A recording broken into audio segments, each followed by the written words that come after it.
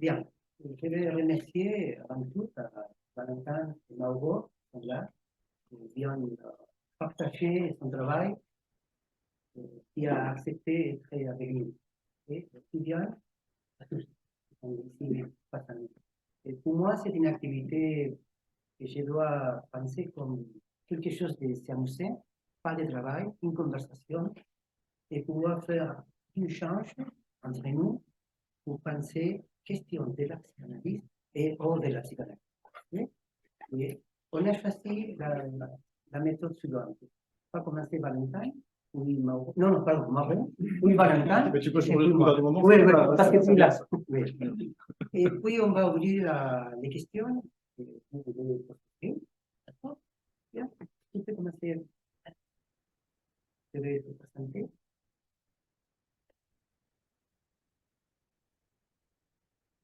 Marche. Mauro Murasawa de Japon, il est professeur à la faculté de sociologie à l'université Ryokuku. Je prononce bien? Oui. Merci. Et il va parler des questions psychologiques, pertinence thérapeutique du Watari. C'est parti. Bonjour à tous. Je m'appelle Mauro Murasawa. Je viens du Japon. Je vous remercie de m'avoir invité ici aujourd'hui. Je m'excuse pour mon mal français, mais j'espère que vous pourrez me comprendre. Maintenant de l'écologie et de la pensée de Qatar. Excuse-moi de lire comme ça parce que je ne sais pas. Vous êtes là? Plus fort, d'accord.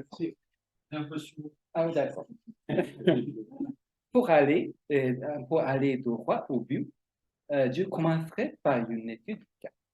La plateforme intergouvernementale sur la biodiversité et les services écologiques et écosystémiques, qui s'appelle l'IPBES, a été créée en 2013 en tant qu'agence des Nations Unies chargée de traiter les questions de biodiversité.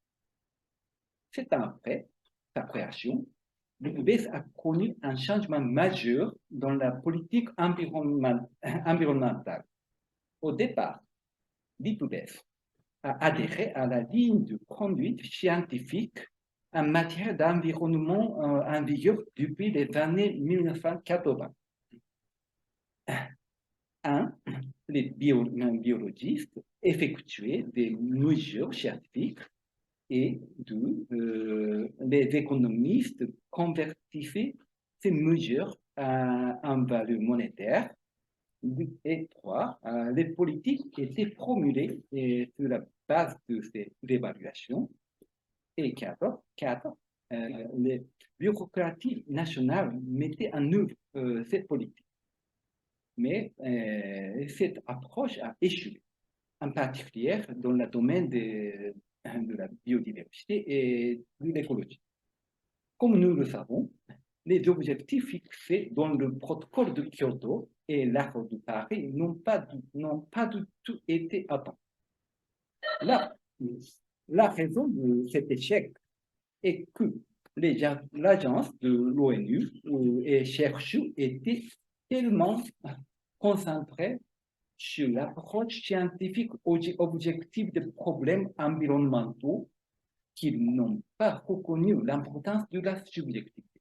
En effet, 70% de l'environnement naturel de la Terre n'est pas une nature primaire, c'est-à-dire un environnement sauvage non lié à l'homme, mais une nature secondaire dans laquelle l'homme est impliqué d'une manière ou d'une autre. Par exemple, dans l'agriculture et la sylviculture. Dans de nombreuses régions d'Amazonie et d'Afrique, particulièrement riches en biodiversité, ce sont des populations locales qui ont préservé la nature secondaire. L'agriculture traditionnelle, en particulier la vision religieuse du monde, ont joué un rôle essentiel dans la protection de leur environnement naturel.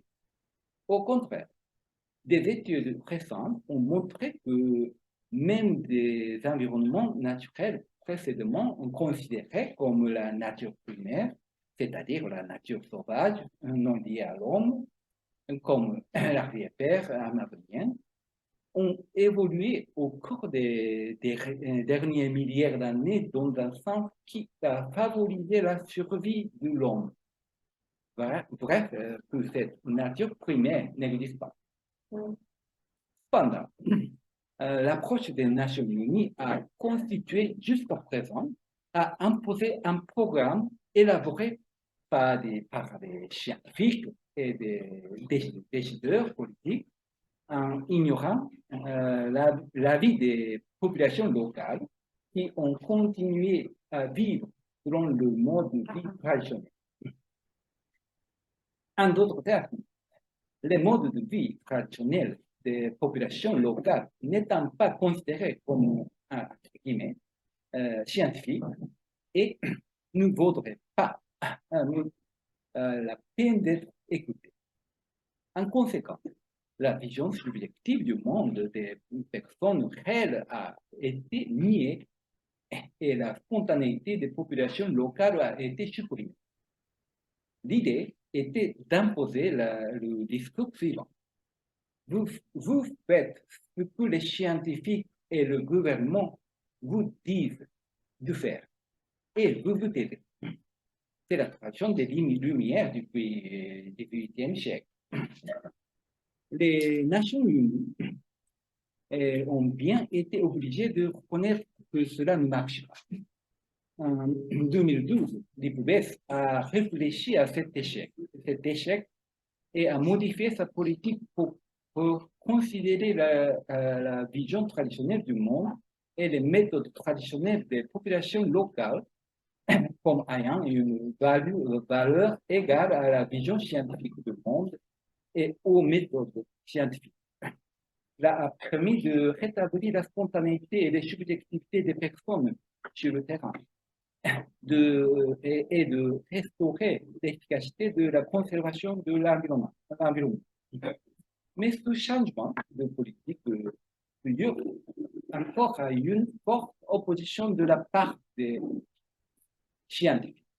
À la fin de l'année dernière, dans un numéro spécial du magazine L'Express, intitulé Les nouveaux obscurantistes, et la politique de obscurantiste. Oui, c'est difficile de dire.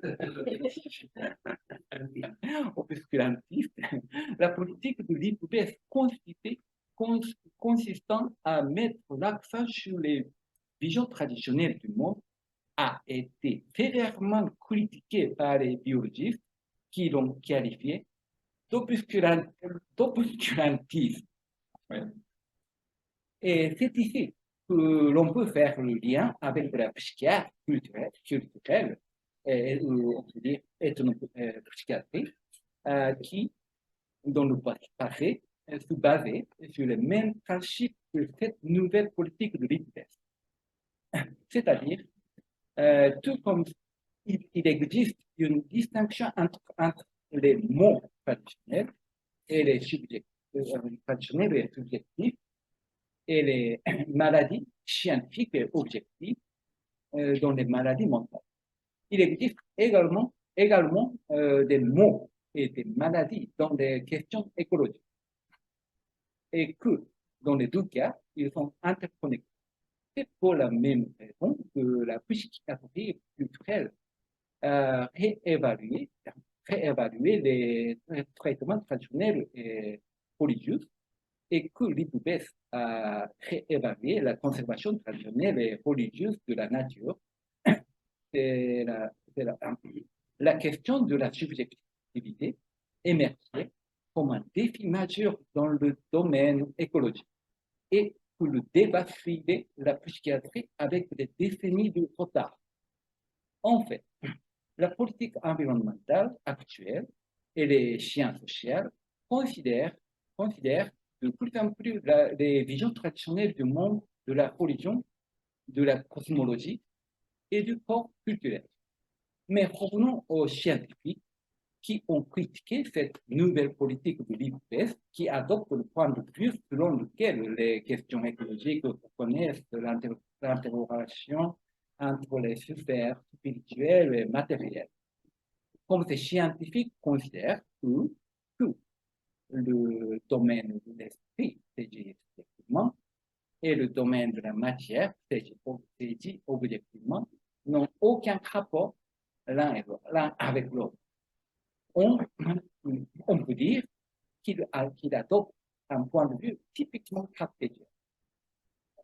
Ce n'est évidemment ni mon point de vue ni celui de Gabin. L'histoire de la philosophie montre que cette perspective n'a jamais fait unanimité. Dès le XVIIe siècle, Spinoza et Leibniz ont critiqué en profondeur le dualisme esprit-matière de Descartes et ils ont développé une idée appelée parallélisme corps-esprit. En d'autres termes, c'est comme si l'état actuel de la politique et de science en matière d'écologie, disons des scientifiques d'un côté et des quatriens de l'autre, semblait répéter l'histoire des idées du XVIIe siècle. Répétition au sens psychiatrique peut-être.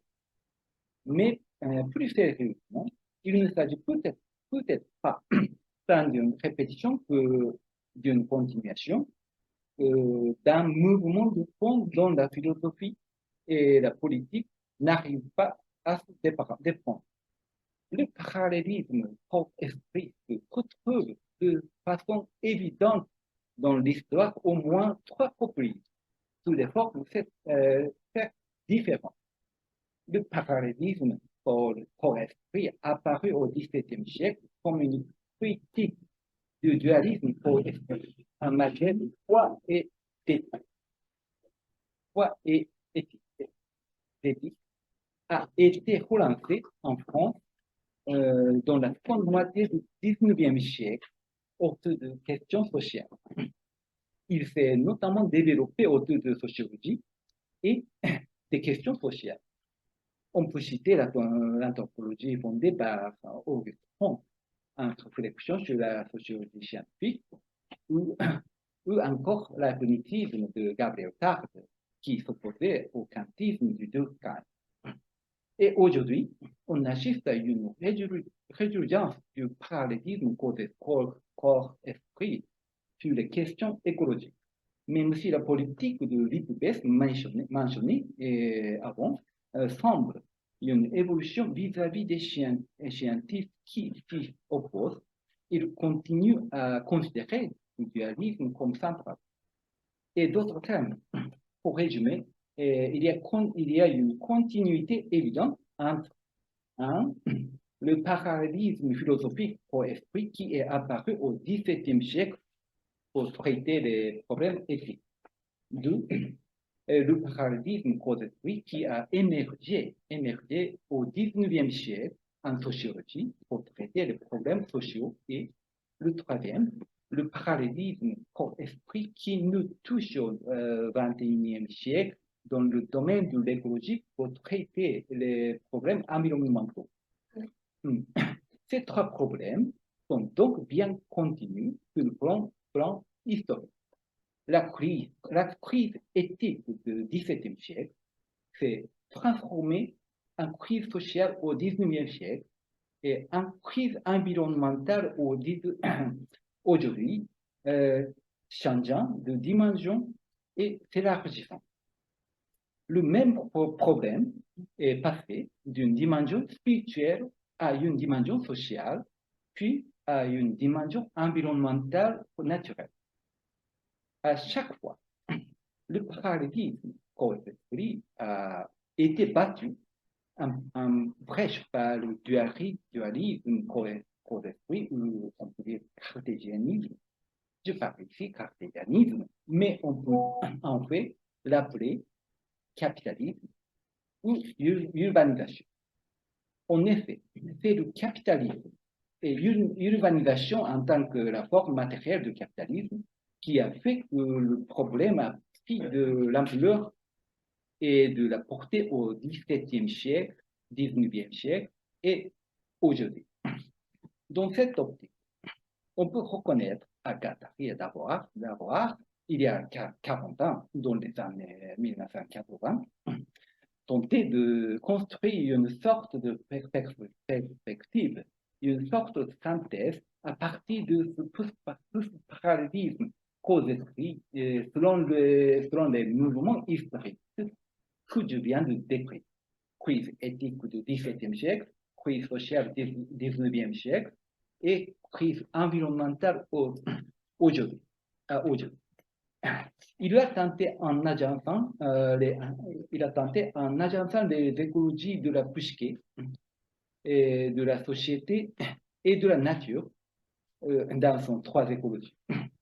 Ces trois dimensions de l'écologie n'appartiennent pas à des ordres distincts et ne sont pas non plus de simples parallèles analogiques, mais peuvent être considérées comme sur les mêmes processus.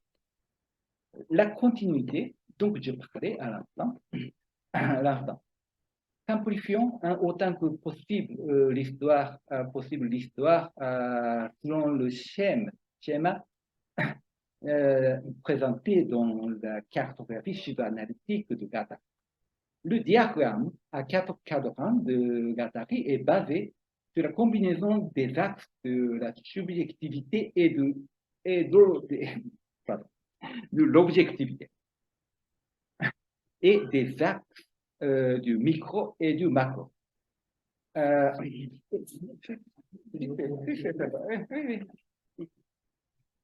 C'est le même. Oui, c'est le même. C'est différent. Oui, c'est le.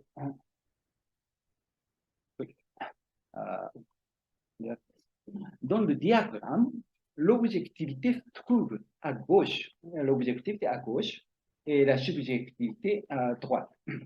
Leibniz a appelé la zone objectivité à gauche comme la zone vérité de discours, qui peut être saisie scientifiquement, mais la zone subjective à droite, la zone de vérité des événements, qui ne peut être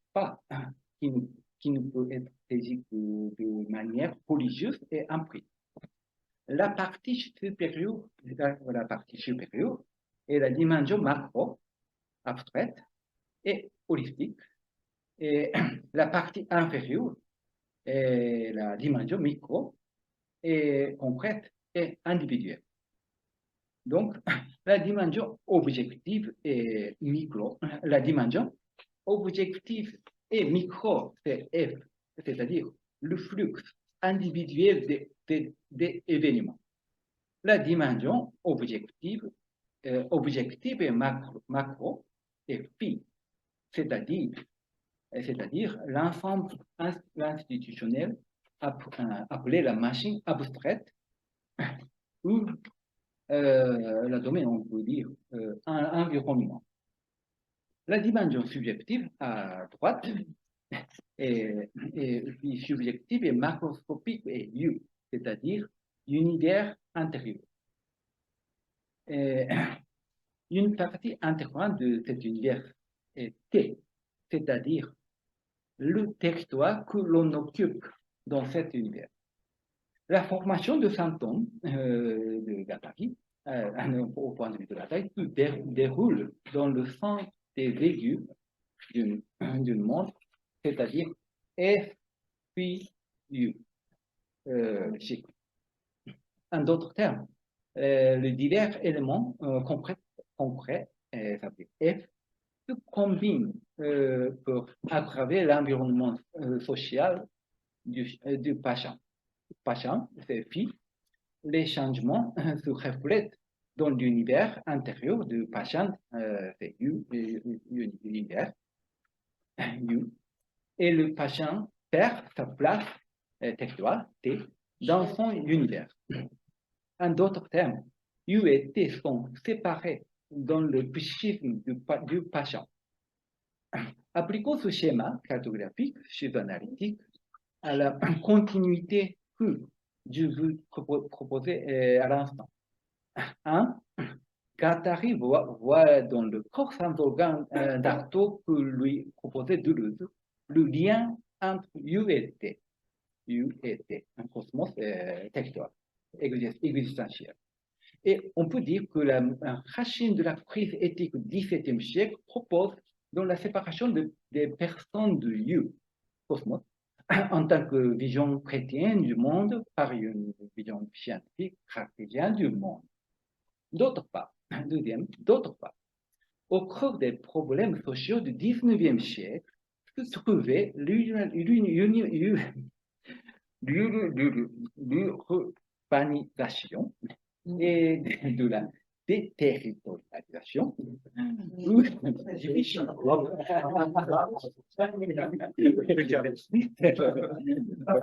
Personne n'y arrive, mais... Oui.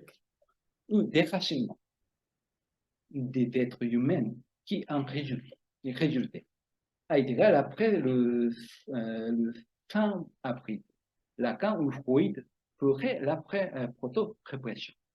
Quoi qu'il en soit, ceux qui se sont déterritorialisés et ont déménagé dans le monde urbain sont devenus les nouveaux F et n'ont d'autre choix que de soutenir le monde urbain, c'est-à-dire le FI capitaliste, ou derrière, en dehors du monde urbain, en tant que sans-abri. Ce phénomène se poursuit à travers un bourgeoisement, les pays en développement et le développement rural. 3. La crise environnementale du 21e siècle se déroula de la même manière. En d'autres termes, FI, en tant que vision scientifique de la nature dans le monde capitaliste des pays développés, fait échouer U en tant que vision traditionnelle de la nature dans les pays en développement et les personnes qui ont maintenu l'environnement naturel dans ces régions perdent leur spontanéité et l'esprit d'initiative, ce qui conduit à la destruction du système écologique. C'est pourquoi Guattari a insisté à plusieurs reprises dans ces trois écologies sur la nécessité de retrouver le sens de la connexion avec le cosmos et a déclaré que la clé de cette connexion était le sens de la beauté. Cependant, à mon avis, la pensée de Guattari présente ici des limites ou des insuffisances. En effet, la déterritorialisation ne se limite pas au détachement de l'existence des hommes, de l'univers intérieur des conceptions traditionnelles de la nature. Ce qui est important, c'est le détachement de l'espèce elle-même, de l'espèce vivante elle-même, de l'écologie réelle de la région. Si l'homme peut survivre physiquement lorsqu'il est coupé de l'environnement local, de la nature et de la société, ce n'est pas le cas de nombreuses autres espèces. Dans ce cas, il ne suffit pas de considérer U comme le monde intérieur de la psyché humaine et T comme le noyau existentiel de l'être humain, comme chez Guattari. Maintenant, nous devons considérer U comme le véritable écosystème naturel et T comme chaque organisme individuel. En d'autres c'est-à-dire, écosystème et chaque organisme doivent être considérés comme des domaines qui sont en même temps le monde spirituel de l'homme. Ah,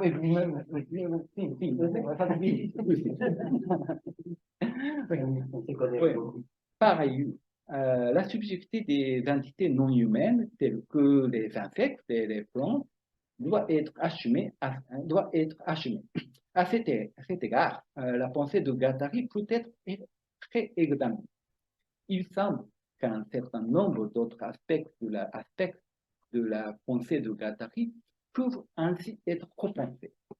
En particulier, il me semble qu'il y a eu un sentiment d'impatience de la part de Guattari à l'égard de la révolution de la subjectivité.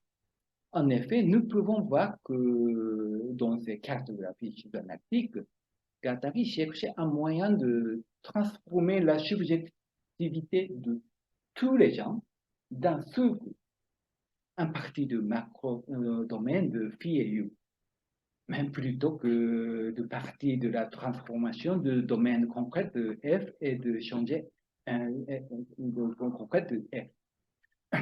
Guattari explorait cette possibilité à travers des expériences de radio libre, mais ce n'était rien d'autre qu'une tentative de réaliser un miracle.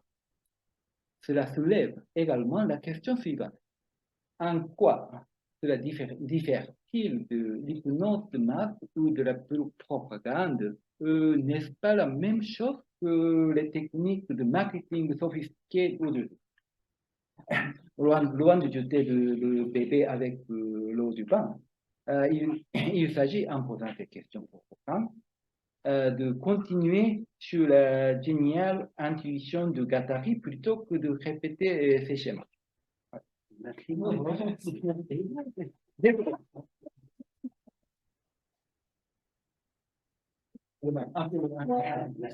Oui, oui, on va faire. Bien, je vais présenter à Valentin Chapelier. C'est bien prononcé? C'est Kaplan, mais il y a plusieurs prononciations possibles. Maître de conférence en sciences de l'éducation à l'Université Paris 8. Il va parler de révolution moléculaire ou mélancolique. Oui, merci. Alors, c'est intéressant parce que si j'ai bien compris ton propos, enfin, en tout cas la conclusion, c'est vrai que tu fais référence à une dimension parfois très générale des concepts guattariens. C'est vrai, qui à la fois sont toujours très suggestifs, comme tu le dis bien, c'est-à-dire porteurs d'intuition extrêmement fortes, avec des néologismes, on ne va pas finir, etc. Mais qui, c'est vrai, peut-être sont porteurs à travers cette pensée de la subjectivité, à la fois d'une grande généralité, quand on parle de révolution moléculaire, au contraire de devenir molaire, en tout cas de cette distinction entre molaire et moléculaire. C'est vrai que la force de ces concepts, c'est qu'à la fois, ils sont à la fois ils sont assez abstraits, généraux, et en même temps pouvoir faire appel à des expériences assez concrètes, à des pratiques. Et il me semble que tout le parcours de Guattari, c'est un peu assez simplement comme ça, c'est cette tension entre une implication très forte, et tu l'as mentionné, la question des radios libres, mais on pourrait mentionner bien sûr toute son application très connue dans d'autres expériences, d'abord de la mort jusqu'à d'autres, disons, dynamiques de groupe diverses et variées. Disons, Guattari m'apparaît quand même toujours comme un fil tendu assez difficile à saisir entre des praxis très concrètes, des rencontres, et puis des intuitions, des concepts philosophiques assez puissants et très abstraits. L'abstraction n'est pas toujours, on en a rigolé tout à l'heure, d'ailleurs, des territorialisations, cartographie schizoanalytique, etc. Bon. Alors, quand Eduardo m'a proposé de venir, bon, je me suis demandé au fond de quoi je vais parler autour de Guattari, quoi, parce que bon, c'est assez, il peut y avoir pas mal, éventuellement, il peut y avoir énormément de portes d'entrée. Moi, ce qui m'intéresse chez Guattari, c'est plutôt la manière dont il se rattache à ce qu'on appelle le courant de l'analyse institutionnelle. Donc c'est un peu par là que je le prends. Mais assez récemment, et c'est un peu ces intuitions que j'aimerais partager avec vous, c'est beaucoup plus des intuitions, des commencements d'intuition. Ce qui m'a frappé, c'est, si disons, à partir de la lecture d'un ouvrage d'un historien qui s'appelle Enzo Traverso, qui a écrit un livre qui s'intitule La mélancolie de gauche, et qui, dans cet ouvrage, travaille un peu ce qu'il appelle cette tradition cachée d'une mélancolie de gauche qui caractériserait, pour une grande part, selon lui, la gauche critique de notre époque, qui aurait refusé finalement historiquement le stalinisme, mais qui en gros serait toujours du côté d'une mémoire des vaincus, qu'elle aurait du mal dont elle deviendrait un peu dépendante en quelque sorte, et dont il fait une sorte de ressource pour résister aussi au temps présent, etc. Au fond, ce qui m'a apparu, c'est que cette gauche mélancolique à laquelle se réfère Traverso et qui pour lui garde toute une puissance subversive très importante. Au fond, quand on s'intéresse à Guattari, il n'est pas le seul, hein, mais Guattari m'apparaît comme une toute autre ligne que cette ligne mélancolique. Une ligne tout à fait divergente par rapport à cet axe mélancolique. Et je trouvais assez saisissant de se demander pourquoi, en fait, finalement. Pourquoi et à quelle divergence, à quelle différence ça renvoie. Alors, déjà, bon, là, on entre de plein pied dans une dimension qui est politique, là, et donc qui n'est pas directement, n'étant pas psychanalyste, voilà, mon propos ne va pas être ni clinique, ni thérapeutique, et Guattari est un personnage, voilà, dont la particularité est d'intéresser à la fois, enfin, bien au-delà de ce champ clinique, hein, il intéresse bien sûr des psychanalystes. Alors, il me semble quand même, alors vous me contredirez peut-être que bon, Guattari n'est pas forcément en odeur de sainteté souvent chez les psys, c'est pas évident hein, de parler de Guattari, y compris d'ailleurs dans le champ de la psychothérapie institutionnelle, dont il a été quand même un acteur très important, parce qu'il a participé à la fondation de la mort. Parler de Guattari, c'est pas évident. C'est pas évident. Hein. On reconnaît son importance historique, on reconnaît que c'est quelqu'un qui a fait des choses importantes, etc. Mais très souvent, quand il s'agit de l'opéra de la clinique, voilà, on dit il faut quand même être un peu sérieux, tout ça, c'est un peu délirant, tout ça, il ne faut pas être trop de ce côté-là, etc. Et en revanche, bon, un point, alors peut-être aussi un point, peut-être qu'on a tendance peut-être à oublier, parce que mon souci est celui-là, c'est à la fois de ne pas réduire des personnages comme Guattari à un contexte socio-historique, mais en même temps quand même d'essayer, en les historicisant un peu, de comprendre un peu dans quel contexte tous ces gens se débattaient, hein, dans quel type de préoccupation hein, ils se débattaient. Et chez Guattari, la préoccupation politique, elle est très forte et évidente, au début, extrêmement forte. C'est quelqu'un qui participe à un courant de gauche dissident qui n'est pas communiste, qui va toute sa vie s'impliquer dans des causes très diverses, que ce soit l'autonomie italienne, que ce soit les radios libres, que ce soit y compris évidemment aussi dans le champ psychiatrique aussi, hein, bien évidemment, dans lequel il va continuer d'œuvrer pour essayer de faire des ponts entre des courants qui ne se parlent pas forcément, hein, entre le courant Basalia, le courant de Boni Caillé, le courant de la psychothérapie institutionnelle, etc. Et cette dimension politique du personnage de Guattari, alors c'est assez curieux que cette implication politique a parfois été une raison finalement de l'écarter, finalement, d'une certaine façon. Comme si la politique n'était pas une affaire vraiment sérieuse, etc. Ça vient peut-être aussi de l'articulation difficile entre ce qui relève de la clinique et ce qui relève du politique. Et des conséquences difficiles qui peuvent résulter de la tentation de rabattre hein, les deux dimensions l'une sur l'autre. Mais bon, voilà. Donc, mais pour revenir à cette question, à cet aspect de la mélancolie, il m'a apparu que Guattari, voilà, à travers cette dimension très affirmative, hein, aussi, voilà, qui partage aussi bien évidemment avec Deleuze, on a une toute autre ligne.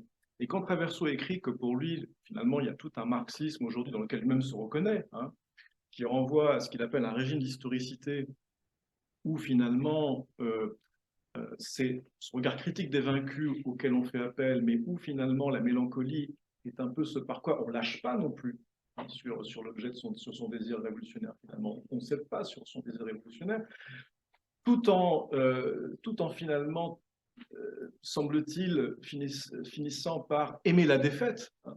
C'est un peu ce que Wendy Brown, par exemple, Wendy Brown a écrit un texte important à la fin des années 90 sur la mélancolie de gauche.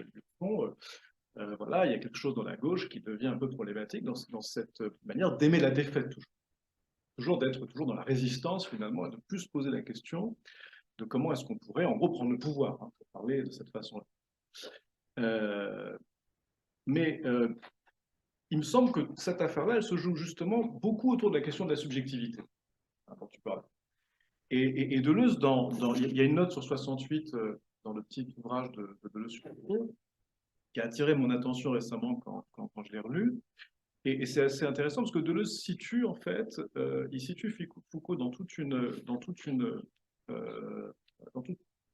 comment dire, une suite d'événements hein, qui ont selon lui affecté, disons, la politisation, hein, de la manière dont on politise la subjectivité de plus en plus.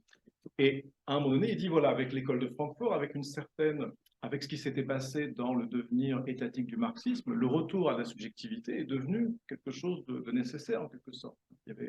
Il parle de Lukács, c'est intéressant, c'est une des seules fois où Deleuze parle de Lukács, de l'école de Francfort, évidemment, bon, la voie communiste de Guattari, mais aussi du situationnisme, de socialisme barbarie, etc. Et donc, il dit, au fond, nous, on était un peu dans on était un petit peu pris dans ce devenir-là, c'est-à-dire d'une interrogation, enfin, le fait de ne pas vouloir lâcher sur l'émancipation sans pour autant vouloir s'identifier à des régimes odieux qui se revendiquaient de l'émancipation. Toute la question du devenir des pays de l'Est, du devenir plus bureaucratique des pays de l'Est, etc. Et d'autre part, ils se sont situés, Deleuze et Guattari, me semble-t-il, se sont situés contre une autre mélancolie qui commençait à apparaître de plus en plus et qui était une mélancolie qu'on pourrait dire de droite, et qui, elle, au fond, était la mélancolie peut-être postcoloniale, hein, voilà aussi, dont parle Gilroy assez bien, la mélancolie de la perte de l'Empire, mais aussi d'une mélancolie qui pouvait venir de la gauche au départ, et que Rancière a très très bien épinglé dans son livre, il me semble, La haine de la démocratie, il y a pas mal d'années maintenant, 10 ans peut-être, je crois, je ne sais plus. Et ce petit livre dans lequel Rancière disait au fond, il y a tous ces intellectuels de gauche qui, au moment où finalement l'alternative n'était plus, voilà, plus l'alternative, plus de projet politique, etc. Et donc ce peuple qu'ils avaient tellement aimé, finalement, ne correspondant plus à leurs attentes, eh bien, ils se mettent à considérer que ce peuple n'en vaut pas la peine et qu'il a besoin, au fond, d'une figure tutélaire, d'un chef, d'une orientation autoritaire, etc. Et donc, c'est un peu comme ça que Rancière explique cette espèce de glissement réactionnaire de toute l'intelligentsia, etc. Et Guattari, il me semble, dans les années 80, bien qu'il parle des années d'hiver, hein, qui pourrait être une expression, au fond, très mélancolique, il me semble qu'il ne cède jamais sur cette... il ne va jamais dans cette direction-là. Au contraire, il y a toujours cet appel constant à une expérimentation de nouvelles formes de vie, mais il me semble qu'on peut pas non plus, on peut pas dissocier comment dire, cette politisation, ce qu'on pourrait appeler cette politisation de la subjectivité, du développement, en tout cas, et tu parlais de l'Europe, de l'Occident, etc., il me semble que c'est important de situer aussi cette pensée-là dans ce contexte-là aussi, pour à la fois avoir son intérêt, mais aussi ses limites aussi. C'est que c'est une pensée qui s'est beaucoup développée à un moment donné où s'est beaucoup développé ce qu'on appelle l'État social. Et comme une critique interne aux États sociaux et à leurs appareils. Hein. Au moment où la subjectivité devient fondamentale pour la production, c'est tous les espaces effectivement d'éducation, de soins, dont la psychiatrie notamment fait partie, hein, et dont on va s'apercevoir qu'ils jouent un rôle important dans la production. Il y a un beau texte de l'historien Yves Cohen qui s'intitule Le siècle de Lénine, Taylor et Freud, et qui, il me semble, pourrait permettre d'éclairer un peu la manière dont Guattari s'inscrit dans cette pensée du XXe siècle. C'est, au fond, voilà, il y a quelque chose de commun à Taylor, Lénine et Freud, c'est ce rapport entre une pensée théorique et un dispositif. Avec Lénine, c'est le parti qui va venir transformer la réalité, voilà, qui va mettre en œuvre la théorie marxiste. Freud, c'est le divan, il y a ce dispositif, puis Taylor, c'est le bureau des méthodes. Et donc, on a quelque chose comme une passion de la transformation du réel. Hein. Alors là, je vais transgresser quelque chose, je vais citer positivement Alain Badiou tout en citant Guattari, donc c'est enregistré, désolé, mais dans son séminaire sur le siècle, Alain Badiou dit au fond, voilà, le XXe siècle qu'on a défini comme un siècle de la passion des idéologies, non, il faudrait plutôt le décrire comme un siècle de la passion du réel, où cette passion du réel est allée même jusqu'au crime, en fait, quelque part aussi. Et cette passion du réel, elle passe aussi par toute une accumulation de dispositifs qui mettent en rapport des théories et puis des pratiques. Et la psychiatrie a été un champ d'expérience très important, il me semble, de cette dimension-là. La clinique de Laborde, d'autre part, c'est intéressant parce que c'est intéressant, pourquoi? Parce que, au fond, quand on lit aujourd'hui pas mal d'historiens de la psychiatrie, ils ont tendance finalement à rabattre Laborde sur un moment de l'histoire de la psychiatrie. Il me semble que Laborde est une expérience très particulière, bien évidemment, dans l'histoire de la psychiatrie. Si on prend quelqu'un comme Jean Houry, c'est vrai qu'il vivait à Laborde, ce qui est quand même quelque chose d'assez particulier dans l'histoire de la psychiatrie, quelqu'un qui vit comme ça sur le travail. Mais d'autre part, il me semble que Laborde a été aussi un lieu extrêmement vif politiquement, ce qui n'est pas le cas de toutes les expériences de psychothérapie institutionnelle. à la Borde, on a caché des révolutionnaires algériens dans les années 50. On pratiquait des avortements clandestins au moment où c'était interdit. Il y avait tout un ensemble de personnes qui venaient se former politiquement à la Borde et où pour eux, pour réfléchir à qu'est-ce que c'était qu'une organisation, qu'est-ce que c'était que s'organiser collectivement, qu'est-ce que ça pouvait être qu'une démocratie radicale. Et la psychiatrie est devenue comme ça un espace de politisation. Je crois que si on avait raconté à Marx et Engels qu'un jour il y aurait des textes qui seraient produits où on comparerait le fou et le prolétaire, je pense qu'ils auraient été très surpris. C'est-à-dire que là, il y a eu un moment donné, parce que justement ces espaces de l'État social sont devenus des espaces qui ont enrégimenté de plus en plus de gens. Si on prend l'école ou la psychiatrie après la guerre, en Europe, ça n'a rien à voir avec ce qu'elle est au XIXe siècle, même si elle se développe considérablement. C'est-à-dire que progressivement, ce sont devenus des institutions de masse. Et d'ailleurs, la dimension répressive de la psychiatrie est sans doute liée à cette dimension-là. Foucault, d'ailleurs, c'est assez intéressant, en parle assez peu, ça. C'est-à-dire que quand il parle de la manière dont il y a eu comme ça, alors évidemment c'est différent si on prend l'histoire de la folie et plus tard le pouvoir psychiatrique, mais si on prend l'histoire de la folie, il va comme ça montrer, il me semble, qu'il y a cette ligne qui se développe entre folie et déraison, progressivement il historicise tout ça, mais pourquoi est-ce qu'à un moment donné ces institutions psychiatriques sont devenues maltraitantes et sont devenus des espaces d'institution totale, pour le coup, un terme que lui-même récusait, mais que Goffman a développé, c'est au fond peut-être parce que ces institutions se sont mis à traiter de plus en plus de gens. C'est-à-dire au fond sont devenus des enjeux de masse. Comme la médecine est devenue un enjeu de masse, comme l'éducation est devenue un enjeu de masse, un enjeu de globalisation aussi, etc. Donc indissociable du développement du capitalisme. Et ça, je pense que c'est quelque chose que Guattari a très bien saisi avec ses intuitions. C'est aussi l'importance de tous ces dispositifs médiatiques techniques dans la manière dont ces dispositifs se saisissent de la subjectivité et comment la subjectivité, comment l'inconscient aussi, est traversé par toutes ces dimensions, mais le retraverse inversement, etc. Ce qui effectivement nous déporte par rapport à la pensée de Traverso qui se situe du côté de l'histoire, puisque la mémoire et l'inconscient, c'est évidemment pas tout à fait la même chose. Bon. Et donc, introduire de l'inconscient dans cette affaire-là, ça introduit bien évidemment du désordre là-dedans. Ça introduit tout un désordre. Alors, c'est un peu... alors voilà, donc à la fois, il me semble qu'aujourd'hui, ce qui est important, c'est à la fois... parce que, bon, Guattari est un auteur qui n'est pas... C'est pas un universitaire. Évidemment, c'était un activiste, c'était un clinicien, c'est quelqu'un qui était... Et puis, il a travaillé avec Gilles Deleuze, qui était un philosophe, mais quand même d'un genre très particulier, par rapport à et en particulier par rapport à ce qu'aujourd'hui l'université produit, en termes de textes très formatés, etc. Je veux dire, bon, on est quand même dans un autre contexte. Mais le contexte dans lequel tous ces gens ont écrit, parce que bon, Guattari est mort il y a un moment, quand même, il s'est passé des choses depuis, quand même. Donc, il me semble. Et même si, par exemple, au début des années 80, il a écrit un texte où on voit déjà qu'il perçoit le néolibéralisme autrement que comme un processus de dérégulation, mais comme un processus de sémiotisation, qui positivement affirme, se saisit de la subjectivité positivement, avec les dispositifs institutionnels, etc. On n'est pas encore, si vous voulez, il me semble, dans les enjeux écologiques que tu décris aujourd'hui, qui sont devenus tout à fait centraux, et où aujourd'hui la question qui se pose, c'est moins de critiquer des appareils d'État qui sont en croissance, etc., que d'être plutôt dans une tentative de démanteler. Enfin, aujourd'hui, il y a pas mal de gens dans l'écologie politique qui parlent de démanteler des infrastructures.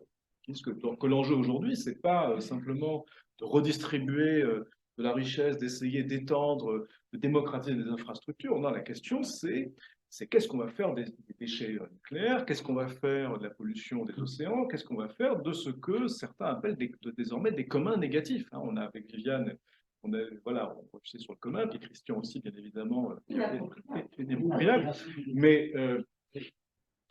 on est dans le rapport entre ce qui relève de l'accélération du ralentissement, une pensée de la vitesse chez Guattari aussi, etc. Bon, tout ça, il faut quand même, à mon sens, si ça donne à penser aujourd'hui, il faut voir comment est-ce qu'on hérite de ça. Et là, il y a, il me semble, des divergences de préoccupations.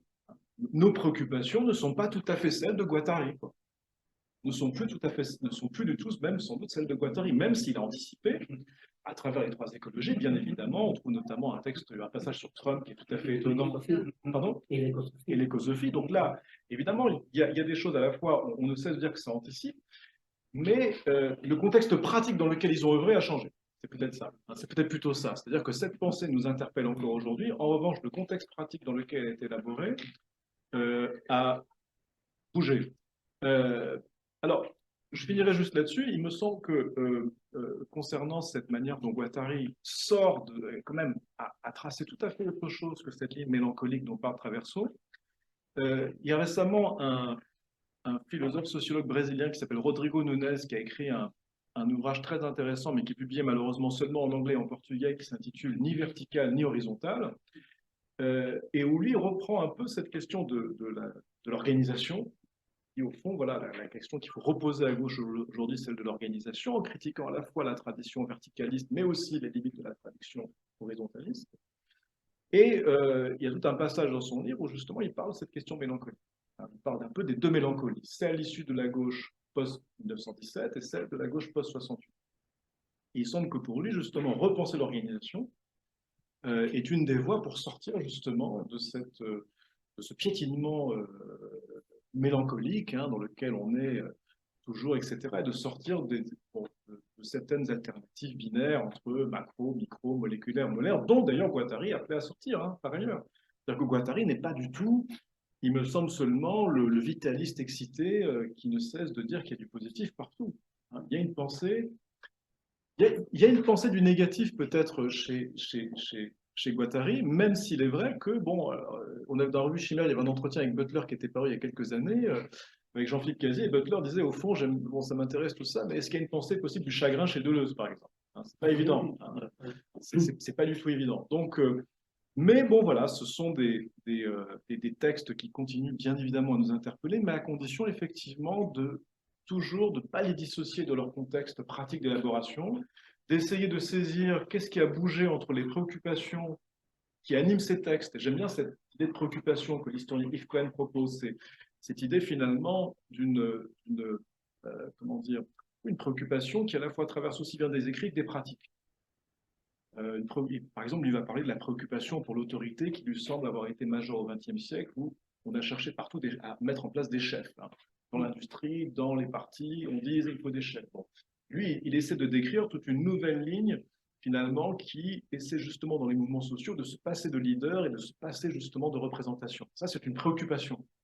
Comme à Laborde, il peut y avoir une préoccupation, comme dans toute cette œuvre guattarienne, on rencontre une préoccupation pour un inconscient qui ne soit pas justement que l'inconscient oedipien, qui soit en prise avec la psychose, mais comme il me semblait que tu le mentionnais, tout ça demande aussi à être précisé, c'est-à-dire que la figure du schizophrène en général, bon, est-ce qu'elle est encore aujourd'hui Stéphane, il y a quelques années, j'étais retombé sur un texte que tu as été fait qui finalement n'avait pas été publié sur l'adolescent comme paradigme de la psychothérapie institutionnelle, où tu posais la question, il me semble, c'est-à-dire est-ce que ces figures-là sont encore subversives aujourd'hui, hein, on peut s'interroger, même si on peut s'interroger sur est-ce qu'on va trouver la figure, quoi. Bon, ça c'est un autre débat. Mais voilà, donc c'est un peu ces différentes intuitions que je voulais partager avec vous pour un échange, voilà, qui n'interviendra. De la même manière, quand tu dis Guattari était très pratique en défendant les radios libres, Laborde, etc., et les pédophiles aussi. Oui. Aujourd'hui, ce serait. Ah oui. Ça, la question se pose à ce niveau-là. Enfin, il peut être démonstrable comme un moment historique, je ne sais pas si vous utilisez le terme, un moment subjectif, collectif donné.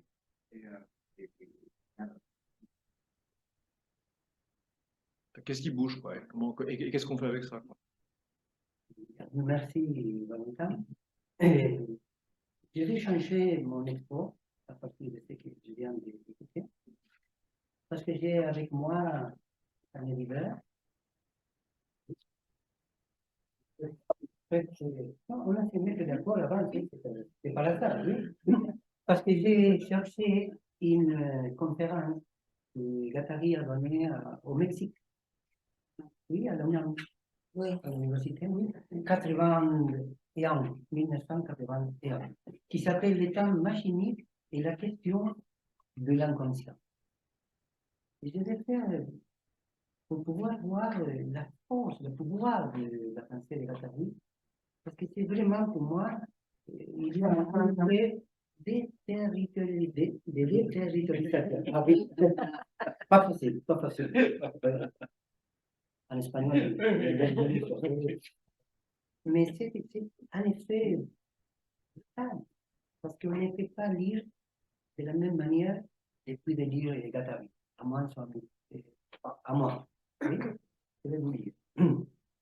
On considérera alors que le monde des désirs et des passions ne se ramène, en fin de compte, qu'un brouillage de la connaissance objective, un bruit au sens où la théorie de l'information emploie ce terme. Dans cette perspective, il ne restait plus qu'à tenter de corriger de tels défauts de manière à faire retour aux normes dominantes. Oui, aux normes dominantes. On peut également considérer que ces comportements relèvent d'une logique différente qui mérite d'être étudiée comme telle. C'est à ces dernières tâches que, selon Freud, la psychanalyse devait être consacrée. Mais jusqu'à quel point a-t-elle rempli son objectif?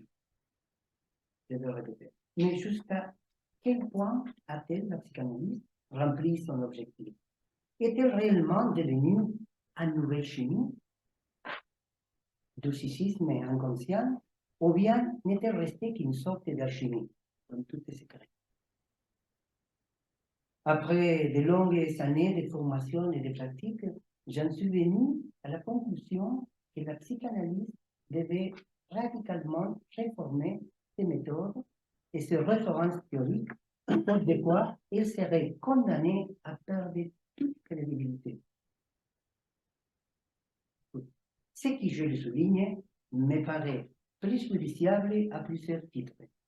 En fait, il m'importe peu que les sociétés, les écoles psychanalytiques et la profession même des psychanalystes disparaissent. Si toutefois l'analyse de l'inconscient réaffirmait sa légitimité et se renouvelait ses modalités théoriques et pratiques. C'est ça, c'était court écrit. Comment ça marche?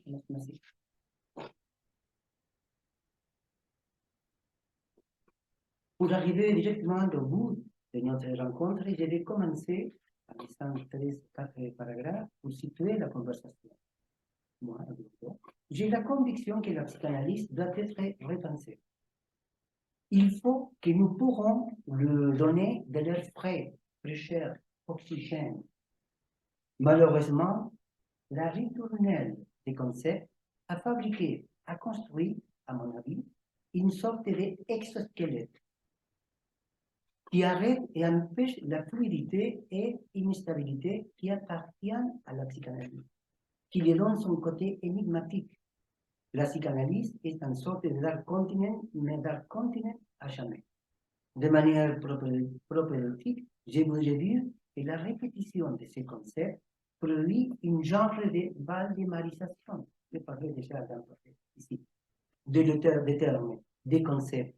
Avec cette nomination, je voudrais dire des concepts qui ne finissent pas de mourir, agonissants, encore théoriques en repos, comme si son corps ne cesse pas de se décrépiter. Je reviens à Félix Guattari. Certes, les psychanalystes de profession ne se contentent pas d'une approche aussi vague, explorateur ou gardien d'un domaine qu'ils considèrent être leur. Jaloux de leurs prérogatives, ils s'estiment qu'on ne saurait accéder au monde de l'inconscient qu'à la suite d'une longue et coûteuse préparation, d'une sorte d'accès étroitement contrôlé. Pour être réussi, l'analyse didactique, comme l'analyse ordinaire, demande beaucoup de temps et requiert la mise en place d'un dispositif très particulier. Cet inconscient qui est censé loger au cœur de chaque individu et auxquels on se réfère cependant à propos des domaines les plus divers, les névroses, le psychose, la vie quotidienne, l'art, la vie sociale, etc., serait donc essentiellement une affaire des spécialistes. Qui est étonnant dans ces cas? De nos jours, tant de choses qui naguère paraissent devoir appartenir pour l'éternité aux domaines communs, sont en train de tomber sur la coupe de nouvelles branches industrielles et commerciales. L'eau, l'air, l'énergie, l'art. Alors, pourquoi pas les fantasmes et les désirs? C'est une appropriation. C'est un inconscient dans toute autre nature qu'il s'agira ici. Pas d'un inconscient de spécialiste, mais d'un domaine auquel chacun peut avoir accès sans inquiétude et sans préparation particulière. C'est subversif, c'est incroyable. D'un territoire ouvert de tous côtés aux interactions sociales et économiques, en prise directe sur les grands courants de l'histoire, et donc pas exclusivement axé sur les querelles des familles, des héros tragiques de l'Antiquité grecque. Cet inconscient que j'ai appelé psychanalytique, par opposition à l'inconscient psychanalytique, s'inspire plus d'un modèle de la psychose que de celui des névroses, à partir duquel s'est construit la psychanalyse. Je les qualifierais également de machiniques, parce qu'il n'est pas essentiellement centré sur la subjectivité humaine et qu'il met en jeu les flux matériels et les systèmes sociaux les plus divers. Les anciens territoires du moi, de la famille, de la profession, de la religion, de la ethnie, etc., ont été défaits les uns après les autres, ont été déterritorialisés. Rien ne va plus de soi dans le registre du désir. Cela tient à ce que l'inconscient moderne est constamment manipulé par les médias, les équipements collectifs et leur cohorte de techniciens. Cette formule d'inconscient privé, personnologique et édipien a pris d'ailleurs une importance de premier plan dans les sociétés développées, puisque c'est sur elle que reposent les systèmes de culpabilisation, d'intériorisation des normes sur lesquelles elles fondent une part essentielle de leur pouvoir. Mais, je le répète, il ne s'agit que d'un cas de figure de l'inconscient. Il ne réfute pas. Et la chute, lesquelles peut être agencées selon des autres lignes de possibles, il appartient à un nouveau type d'analyse de découvrir et de promouvoir. On se rappelle que, dans le modèle freudien, l'inconscient résultait d'un double mouvement de répulsion des représentants pulsionnels, d'attraction originaire à partir des formations psychiques. Avec ces doubles mouvements, rien n'autorisait la possibilité de processus créateurs spécifiques à l'inconscient. Et ce point, c'est très important, parce que je crois que Guattari, nous amène à un état de créativité en continuité, et que les systèmes capitalistiques empêchent tout le temps de pouvoir faire cette créativité à cause de la modélisation qu'on a reçue. Je crois que qu'on est conséquent. L'inconscient psychanalytique était programmé comme un destin. Récapitulons quelques caractéristiques de notre inconscient machinique. Il n'est pas le siège exclusif de contenu représentatif, représentation des choses, représentation des mots, etc. Mais le lieu d'interaction entre des composantes sémiotiques et des systèmes d'intensité les plus divers. Sémiotique linguistique, sémiotique iconique, sémiotique éthologique, sémiotique économique. Et on a fait la lecture du livre de Eduardo Conte, qui connaît de Mauro, Comment pensent les forêts. Et on peut voir ici 1981 en anticipation de ce bouquin. C'est ça qui est en train de dire Guattari. En conséquence, il ne répond plus à l'action célèbre formulée par Lacan d'être structuré comme à la marge. Le rapport imaginaire et symbolique interpersonnel occupe évidemment une place morale au sein de l'agencement inconscient, mais il ne le résume pas. Et je crois qu'il ne refuse pas l'inconscient. Il nous a rencontré Freud ou Lacan, mais il ouvre de telle manière qu'on ne peut voir de la même manière qu'avant la lecture de ce texte. L'inconscient peut se recroqueviller sur un imaginaire passéiste, aussi bien que s'ouvrir sur l'ici et maintenant ou prendre option sur l'avenir. Ces fixations archaïques sur le narcissisme, la question du monde, la peur de la captation, ne sont pas des fatalités. Elles ne constituent pas, comme Freud l'a postulé, le roc ultime sur lequel il est fondé. C'est là qu'on peut trouver ici la continuité de la sémillance vivante qu'a proposé Eduardo Comte. Une sémillance vivante avec une pensée indicielle, pas symbolique, mais qui peut continuer par-delà de l'humain, mais avec l'humain. Les structures de dénonciation analytique relatives à l'inconscient ne passent pas nécessairement par les services d'une corporation d'analystes. Je ne sais pas que c'est terrible, mais on doit penser. Parce que sinon, la psychanalyse risque de disparaître. L'analyse peut être une entreprise individuelle ou collective. Les notions de transfert, d'interprétation, de neutralité fondées sur la critique, Lacan, sont elles aussi à réviser. Je crois que Guattari a participé du séminaire de Lacan. Oui, il a été à l'école freudienne jusqu'à la dissolution. Jusqu'à la Mais dissolution. c'est étonnant la lecture qu'il fait de Lacan, parce que ça c'était le Lacan de 75, c'était pas l'inconscient structuré. Camille, je dis ça et puis. Oui. Non, mais je pense comme toi. Non, mais c'est à ce point Je que suis ça, surprise. Oui. les oppositions, je, autre, homme, femme, parent, enfant, ne s'intercroisent-elles pas de façon à constituer une sorte de grille mathématique universelle de l'inconscient. Et pour finir, je fais un dialogue que c'est plus important. La substance, pardon, j'ai changé de bouquin. C'est écrit par l'Algérie, texte agencé par Stéphane, le responsable. C'est les points 3, psychanalyse et psychoanalyse. L'infini laisse place au procès d'infinitisation.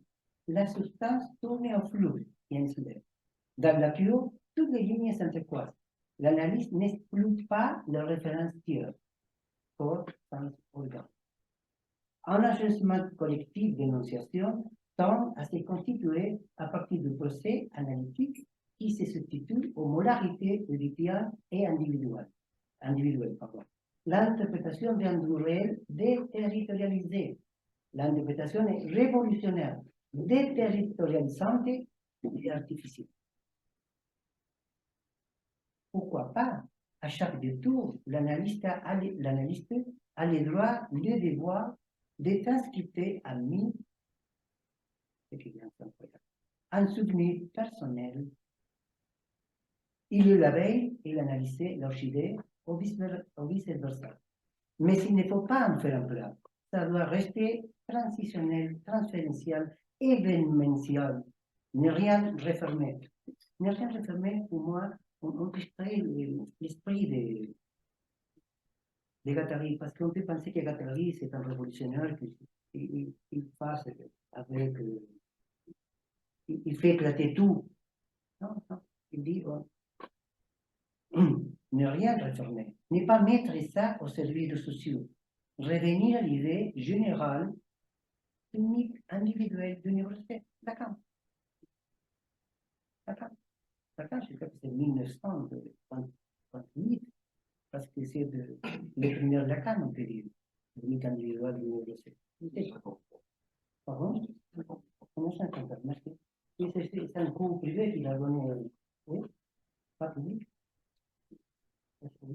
qui a été publié. Oui.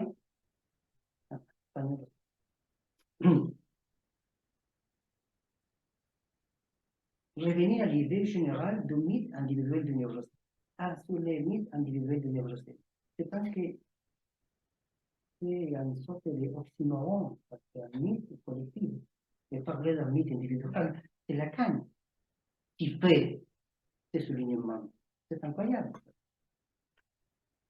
Mais ça quoi? À vous, à vos basques, il vous cherchez merde. Il s'accroche en fantasme transitionnel, en théâtre de l'événement déterritorialisé, rien de plus. Et pour le reste, il se branche sur les traductions déterritorialisées qu'il pourra cesser ça et là. Point final. Je vais m'arrêter ici pour faire des dialogues avec vous. Les questions, c'est que vous voulez vous demander à Valentin, à Maro, à moi, et faire un dialogue amusant, si vous voulez.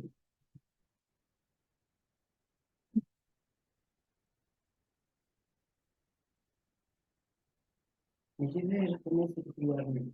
Je pense qu'il a, à Valérie, qu'il connaît bien la question. Oui. C'est pour ça que ça m'étonne d'une part qu'il prend le Lacan de l'inconscient structuré comme un langage, alors que je pense qu'il sait, j'imagine, qu'il assistait au séminaire, donc quand Lacan casse avec l'inconscient structuré comme un langage, un inconscient fixe Oui. et subjectivé comme ça. Et puis Lacan, il parle aussi de l'industrialisation du désir et de la consommation, des effets du capitalisme, quoi, dans les années 70 et autres. Aussi à Milan, il désubjective, ça veut dire il ne parle pas d'un sujet comme un sujet, l'inconscient enfermé. Et ce qu'on parlait hier dans la réunion, je pense que Lacan ne pense pas à un sujet seulement, mais oui, le sujet divisé, mais bon, c'est vrai que Guattari, il désubjective énormément quand il parle d'un sujet, pour lui, c'est événementiel, c'est pas un sujet psychique, parce qu'il tombe dans, oui. Mais oui. J'ai une hypothèse comme question. C'est pas que, à quoi parle Lacan? À Lacan ou à Lacanien? Ah, mais ce n'est pas la même chose. Oui, bien sûr. Parce qu'il y a une sorte de décalage entre la théorie de Lacan et le Lacanien.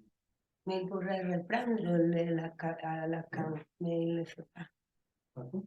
Il ne le fait pas, il pourrait reprendre le Lacan qui a dit Oui, bon mais il ne le langage, fait pas. et Oui. il ne le fait pas. C'est pour ça que j'ai l'hypothèse qu'il parle à Lacanien. Oui, Qu'on dit que là, le support de Lacan.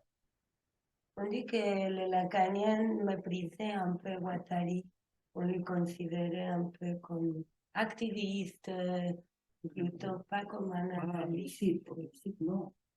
Si, dans ce nom, il le connaît sous le petit Lacan.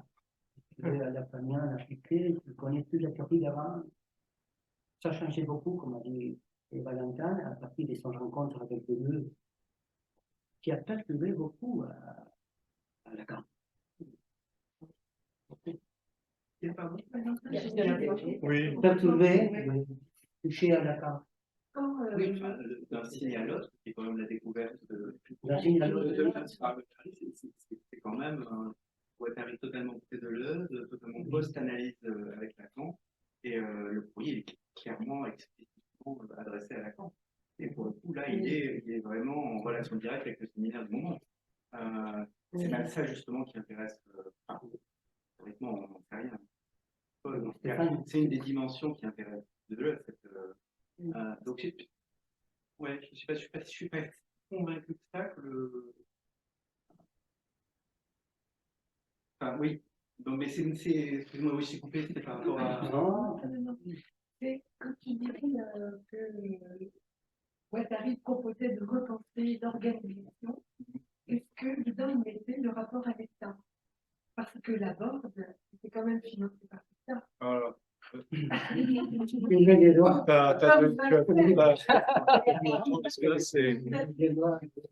C'est comme a été l'université de Athènes, c'est financé par l'État. Alors, c'est très compliqué. C'est très Quel est compliqué. le rapport du Guattari avec Ben justement, c'est très compliqué. Ça dépend de qu'est-ce qu'on entend par l'État, justement. C'est-à-dire que en concrètement, tant que garant?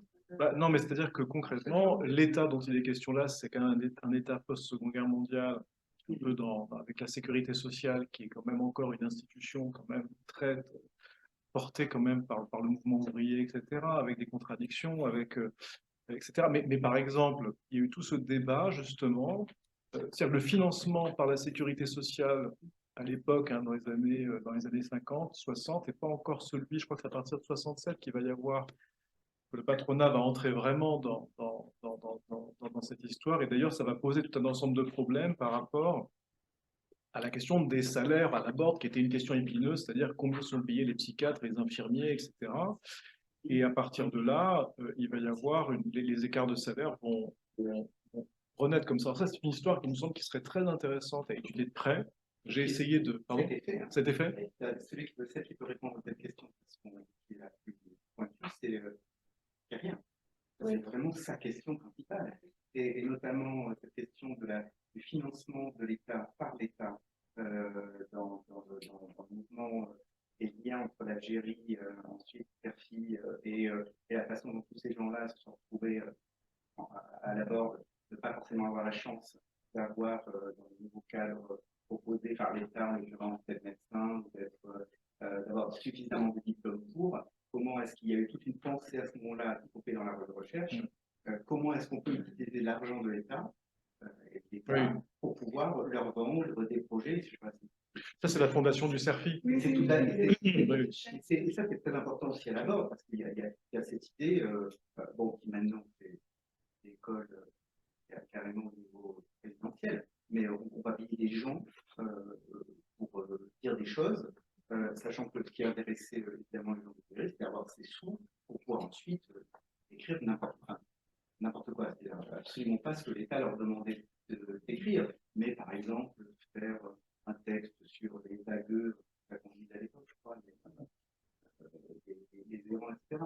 Il me semble que le rapport à l'État pensé par Guattari, il est constamment comme ça. C'est-à-dire tout ce qu'on peut attraper au niveau sous, Et puis, il y a quand même quelque chose qui serait intéressant à analyser. Tu parles d'Anne Kérien, effectivement, c'est que, bon, ce qui est quand même assez intéressant quand même, quand on prend le numéro de la revue Recherche sur psychiatrie, programmation, c'est quoi le titre, je ne sais plus, c'était psychiatrie, programmation, urbanisme, enfin.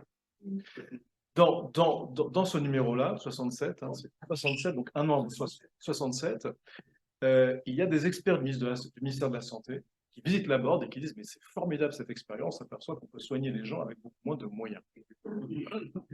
Et pas uniquement, à mon sens, parce qu'il y aurait déjà un néolibéralisme qui serait en marche, parce que concrètement, je veux dire, la question de savoir comment est-ce qu'on ne va pas dépenser trop de fric dans un truc et qu'on va l'investir dans autre chose, c'est quand même assez élémentaire. Il n'y a pas besoin d'être libéral pour penser ça. N'importe qui est capable de... Voilà. Mais ce qui apparaît, c'est que ce qu'on appelle à l'époque les experts du ministère sont des gens qui, comment dire, c'est pas, il me semble que subjectivement, ce ne sont pas des managers d'aujourd'hui. Par exemple, dans la revue Recherche, il y a quelqu'un qui intervient dans cette revue, qui est Max Kérien, le père d'Anne Kérien, qui est quelqu'un qui travaillait avec Malraux à l'époque. Et donc, on a dans cette revue des gens qui se croisent, qui sont issus de ce qu'on appellerait aujourd'hui l'ultra-gauche, en tout cas des proto-ultra-gauche, en tout cas une gauche critique, radicale, etc. Et puis des gens qui sont beaucoup plus impliqués dans les institutions, ce qui nous amène à ta question, c'est-à-dire qu'il me semble que dans cette période-là, subjectivement, on voit des transversalités qu'on peut-être peine aujourd'hui à voir. C'est-à-dire que je pense que là, et ce rapport à l'État, cette distinction qu'à mon sens, la Borde et d'autres expériences invitent à faire entre institution et État, elle se fait dans un contexte à l'époque d'une dialectique entre l'institution et l'institué qui est très différente d'aujourd'hui. Mon idée, c'est que Oui. le capitalisme récupère tout, y compris l'État. Et on arrive à l'évolution, c'est-à-dire que l'État ne se pose en rien au pillage, etc. Et je sais qu'on ne sait plus comment faire. C'est-à-dire que ouais, mais- Si ça Stop, peut là, poser, il y a la chaîne de récupération. l'État ne s'est de jamais tout, posé au pillage. C'est-à-dire qu'il y a des hypothèses, il y a des penseurs dynamiques, mais rien ne sort de la machine de récupération. mais je crois quand même que toutes ces pensées critiques étaient des formes de critique interne, des formes de critique interne à l'État social, qui après se sont aussi dissociées de l'État. On allait voir du côté des marges, de ce qui entrait pas justement dans ces cases-là, etc. À travers des squats, à travers d'autres mouvements, à travers ce qui pouvait se passer en dehors de ces institutions-là. Mais ça raconte quelque chose du devenir de l'État social qui n'est pas effectivement une espèce de mastodonte comme ça, qui est aussi quelque chose qui existe à partir de pratiques concrètes, qui existe à partir de pratiques, de pensées, etc. Il y a des gens qui faisaient vivre, enfin, quelque part, il y a des travailleurs, entre guillemets, des travailleuses de cette réalité-là. Il y a une lutte de classe, en fait, d'une certaine façon à l'intérieur de tout ça. Donc, c'est pas. Alors, aujourd'hui, les choses sont. Là, Elle existe. C'est la façon, oui, c'est la façon dont on peut détourner avec les ados, par exemple. dont on peut détourner, tu dis, le truc. La façon dont on peut détourner, enfin, avoir un demandant par exemple de l'argent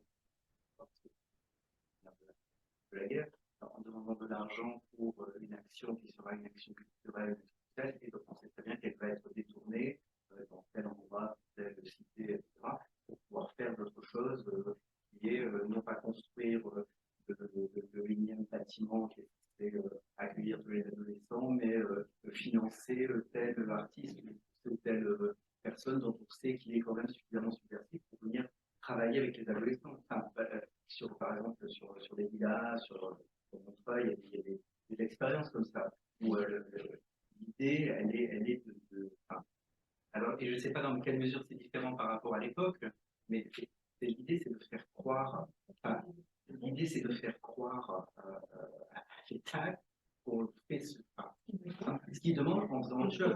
Et ça, quelqu'un qui l'a posé de façon extrêmement directe là-dessus, c'est Hockengen avec la politique métisse. Lorsqu'il pose la question très clairement de la question de l'art, notamment du théâtre, payé par l'État. Qu'est-ce que c'est qu'une nation, enfin, qu'est-ce que c'est qu'un pays, la France, qui se voudrait subversive, c'est-à-dire être contre l'État, et qui pourtant ne peut se valoriser d'un théâtre réellement libre qu'à partir du moment où il est totalement subventionné. Voilà. Question, je ne sais pas s'il y a des gens de théâtre parmi vous, c'est la question qui fait chauffer toutes les cervelles. Moi, je n'y connais pas grand-chose, mais voilà, c'est un peu la question. Et lui, il a une question, il a une réponse qui est comme d'habitude,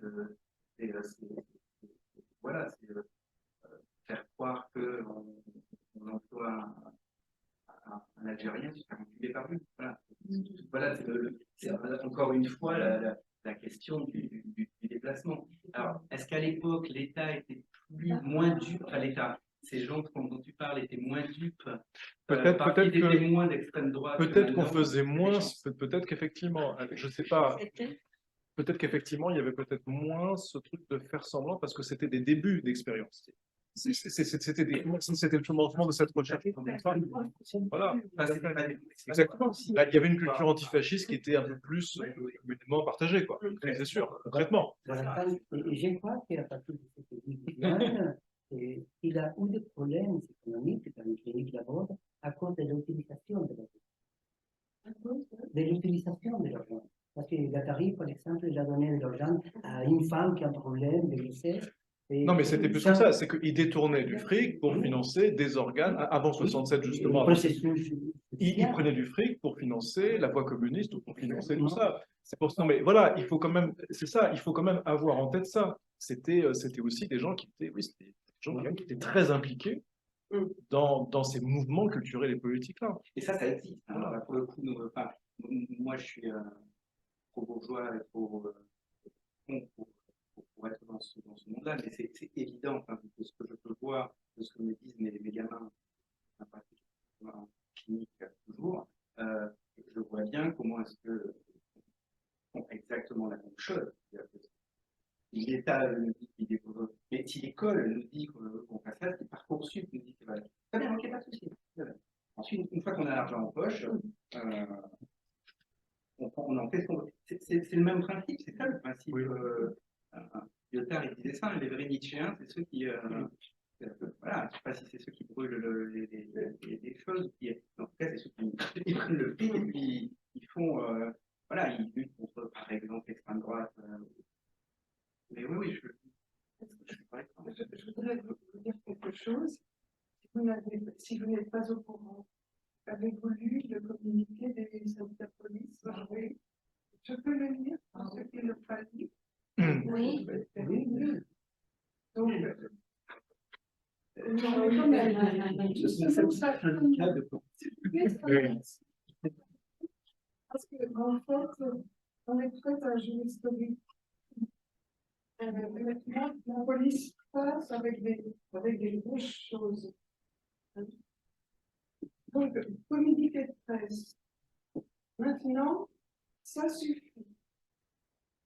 Face à ces hordes sauvages, demander le calme ne suffit plus. Il faut l'imposer. Rétablir l'ordre républicain et mettre les interpellés hors d'état de nuire doivent être les seuls signaux politiques à donner. Face à de telles exactions, la famille police doit être solidaire. La famille police, ça c'est quand même C'est le retour des débuts. c'est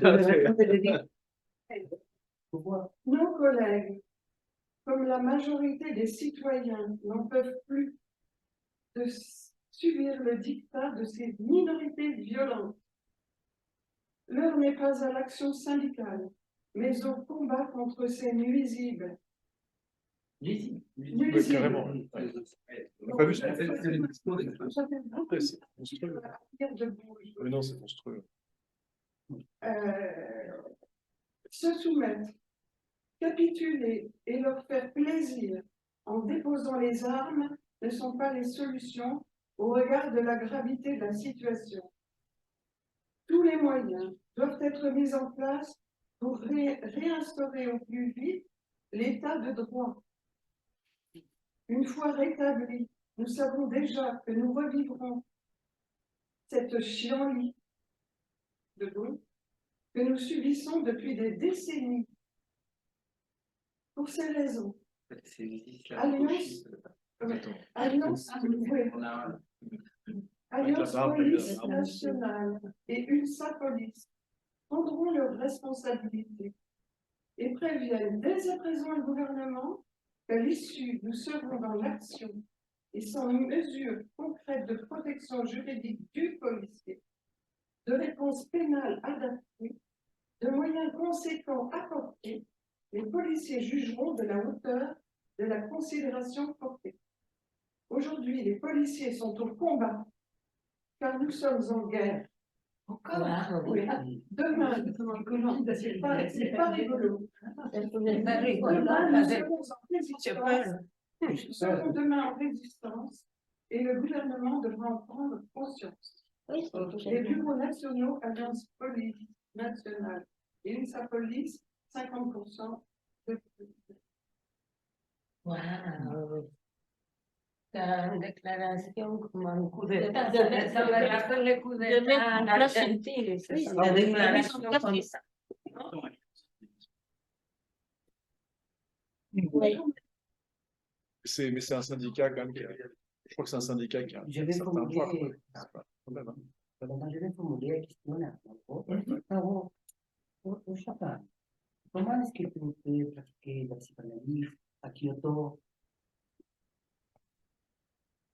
Oui, il faut expliquer la situation du japonais, la situation du Japon pour psychanalyse. C'est presque mon histoire. Au Japon, j'ai étudié il y a 30 ans, comme j'ai étudié au début, j'ai commencé mon étude. D'abord, Lacan, la pensée de Lacan, comme, parce que à l'époque, j'ai voulu devenir psychanalyste. Mais au Japon, un peu peut-être pour les Français un peu bizarre, dans le domaine de psychanalyse est majeur dominé par Jungien. Jungien? Oui. Et puis Freudien exclu, très mineur, et puis l'italien fait beaucoup de mineurs, même avec beaucoup, mais maintenant, aujourd'hui, un peu populaire, mais pour le psychothérapeutique, non, encore. Tu parlais de Kyoto Au Japon, au Japon. Et puis, pourquoi Freudien était exclu, et puis Julien Vino, c'est la manière de psychanalyse freudienne n'est pas effectuée pour les Japonais. Ça veut dire que pour les patients normaux, la manière freudienne est très, très individuelle. C'est-à-dire que il faut toujours, pour les patients, pour le patient, il faut toujours comprendre soi-même. C'est pas insupportable pour les Japonais. Parce que comment dire, la formation du sujet japonais est un peu très, très correct. Oui. Donc, c'est tout à fait insupportable la manière de la comprendre.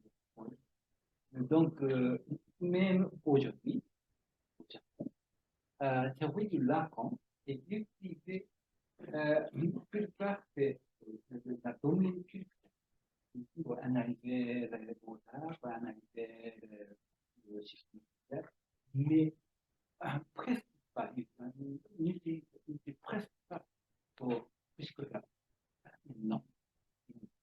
Et donc, oui. Peut-être que le Qatari, il a beaucoup s'intéressé au culture du Japon.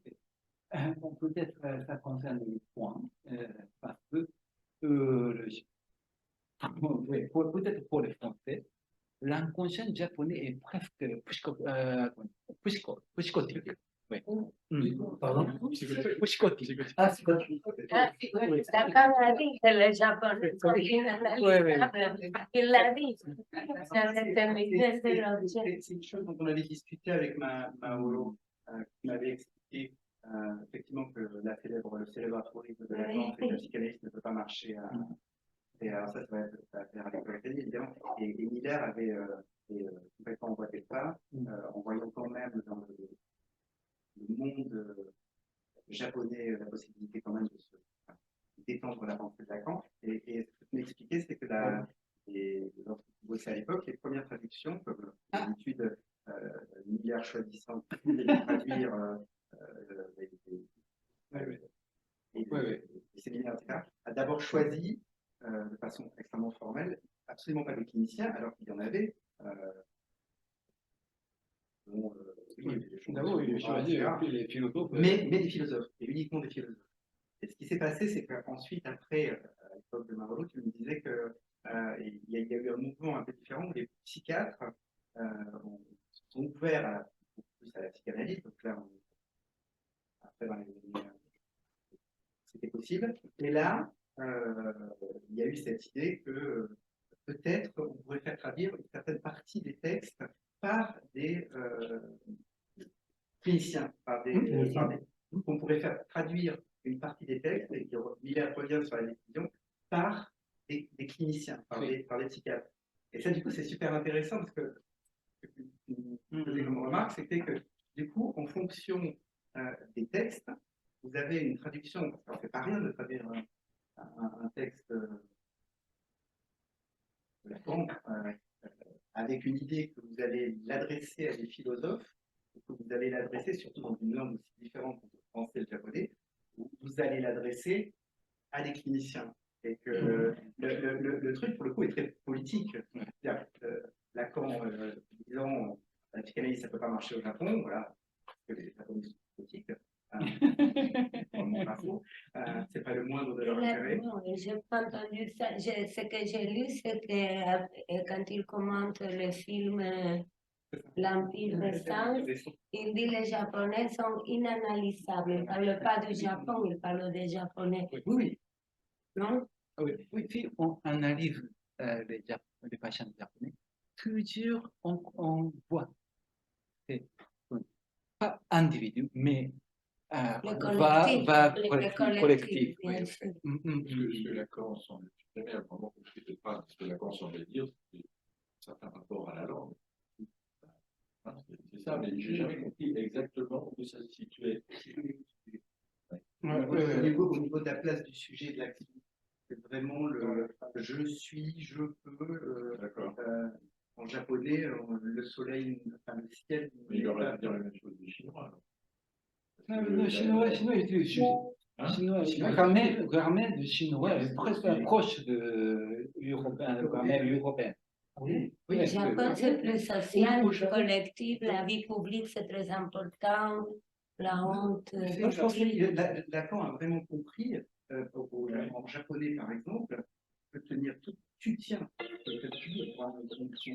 tiens toute une conversation, je pense avoir aucun sujet. Mais juste les verbes les uns à la suite des autres, et le contexte général et collectif fait que tu comprends le fait qui est en train de parler. Par exemple, on ne dira pas que c'est toi qui as dit ça, on dira a été dit que ceci, cela. Le contexte collectif fait qu'on sait qu'on est en train de parler de lui.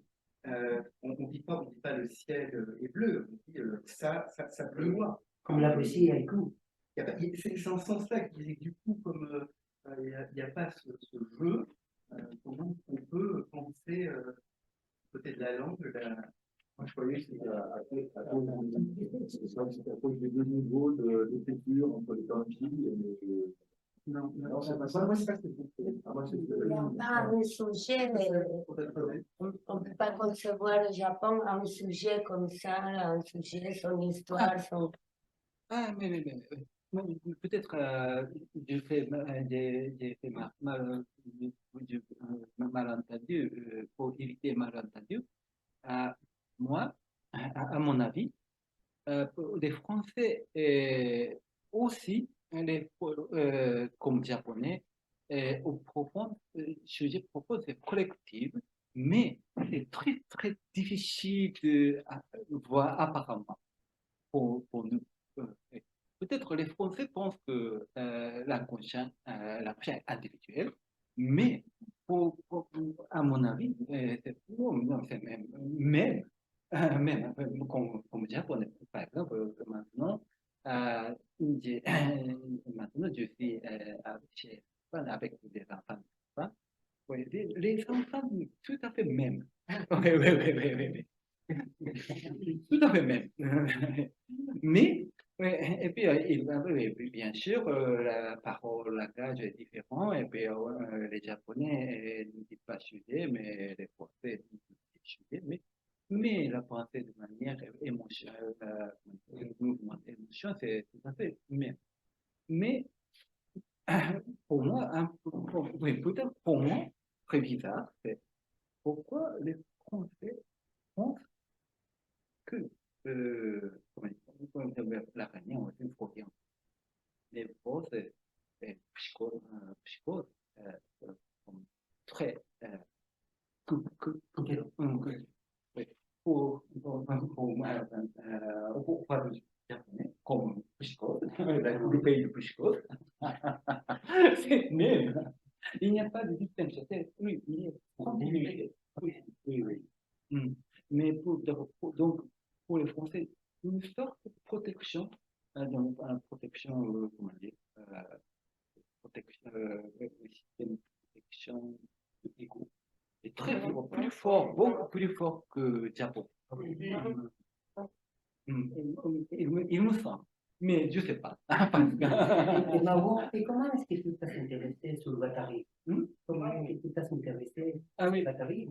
parce que la pensée de Guattari est basée sur le collectif. Ce n'est pas individuel. Ah oui, c'est ça. C'est intéressant. Moi, j'étais très choquée vraiment parce que nous a lu. J'étais un peu surprise que vous parlez encore de gauche et droite, encore.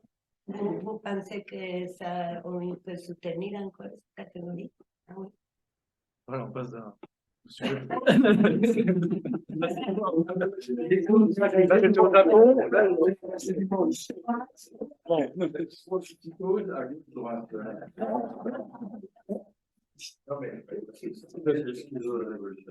Est-ce qu'il s'est pas possible? Oui.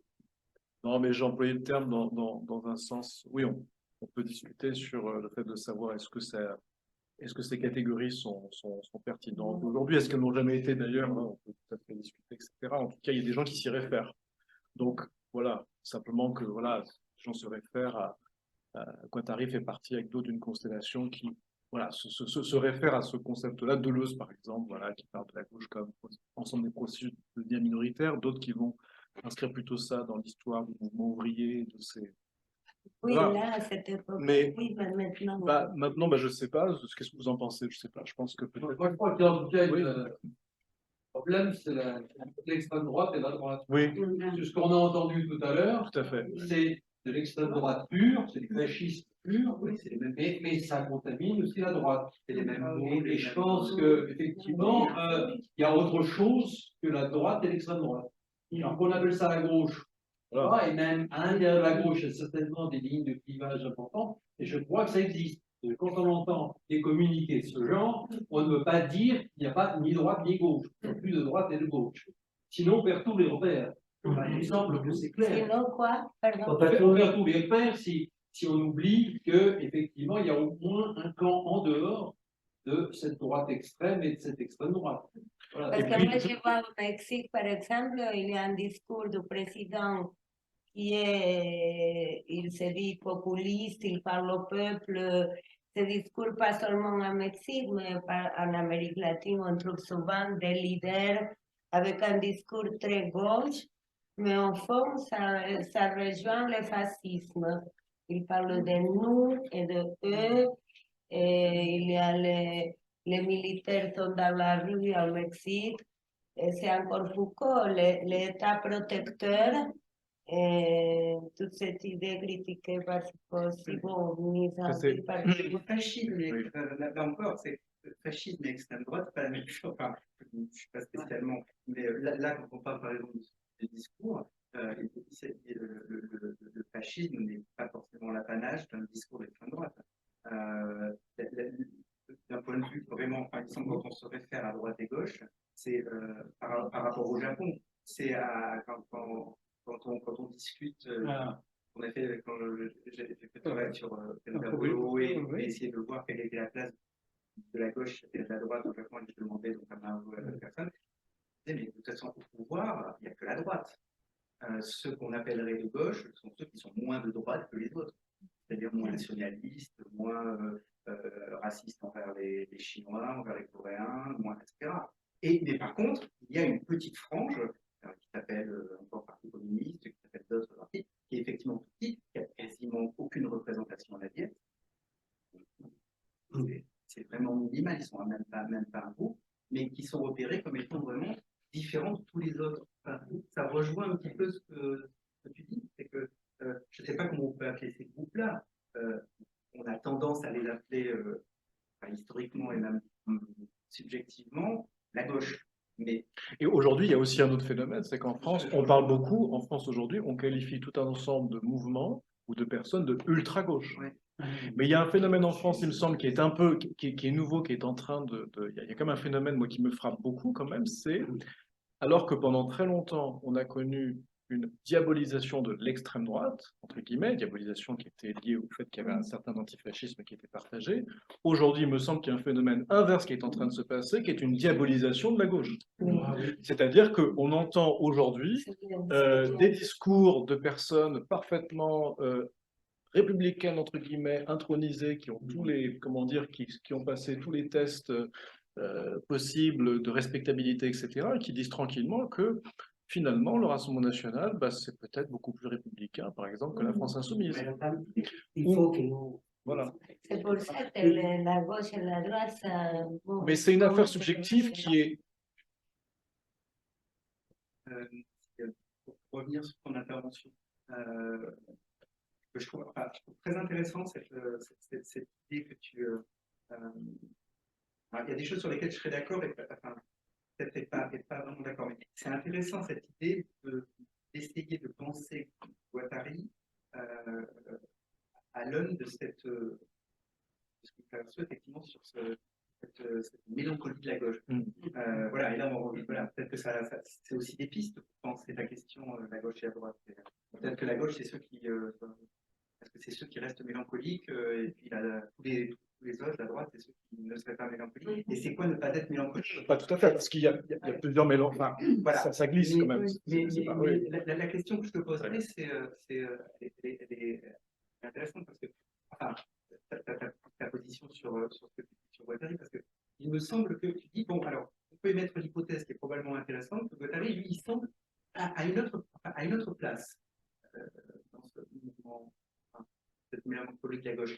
Et ça me fait penser à trois choses, à trois textes. Le premier, c'est le texte de Freud sur le deuil et la mélancolie. C'est-à-dire comment est-ce que pour Freud, la mélancolie est un mécanisme de construction du moi. Cette question de la perte de l'objet pour permettre justement l'introjection, enfin bon voilà, toutes ces choses-là qu'on connaît. Bon, donc d'une certaine manière, cette pensée de gauche, elle essaye de faire avec une certaine façon de concevoir l'histoire. À savoir que c'est pas seulement, et c'est peut-être là où moi je trouve qu'il aurait pu aller plus loin, perso, mais c'est peut-être pas seulement s'accrocher au discours des vaincus versus celui des vainqueurs. Mais c'est peut-être aussi s'inscrire dans une certaine histoire qui est celle d'accepter que l'on perd les choses, que l'on perd le deuil, voilà, qu'on a perdu. Donc ça, c'est le premier texte. Le second, c'est, bon, moi, un truc sur lequel je reviens à mon dadage, c'est Serge Danet, pour moi c'est quelqu'un de très important politiquement à cette époque-là, sur ces questions-là, et la façon dont Danet, à un moment mourant du sida, se pose la question du cinéma et de la différence entre la mélancolie et la nostalgie. Voilà, avec des gens comme Rivette, avec ce que devient le cinéma, enfin, avec des choses comme ça. Et c'est intéressant aussi parce que lui, il dit, mais la mélancolie, c'est quand même mieux que la nostalgie. C'est-à-dire que la mélancolie, au moins, on essaye de faire quelque chose de ce que l'on a perdu pour avancer. Voilà, et donc, pour le coup, on pourrait dire que, par exemple, ceux qui sont de droite sont plutôt des nostalgiques chiants, et ceux qui sont de gauche sont des mélancoliques qui essayent de faire une analyse. Enfin bon, j'en sais rien. Là, c'est un peu provocateur ce que je dis. Et puis, le troisième texte, le troisième mouvement, c'est Guattari. C'est-à-dire que Guattari, c'est quand même un gros déprimé. On peut me semble-t-il déprimer. Je ne serais pas d'accord avec ça. Un gros déprimé, Guattari. Est-ce que tu peux... Plus